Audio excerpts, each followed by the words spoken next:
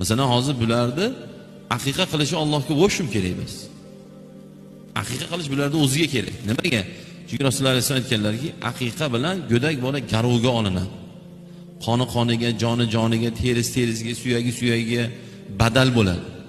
Ya'ni aqiqa qilingan bola inshaalloh hayoti davomida yomonlikka yo'liqmaydi inshaalloh. Yiqilib tushib boshi mancha yoriladigan bola bo'lsa, aqiqa qilingan bo'lsa shilinadi xolos. Aqiqa qilingan bola fazilatli bola bo'ladi. Fazilatli bola degani yaxshi bola bo'ladi.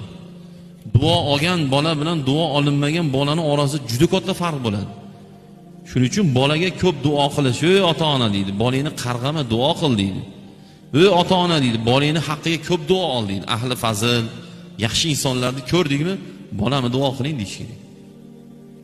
Chunki kimni duosi ijobat bilmaymiz biz.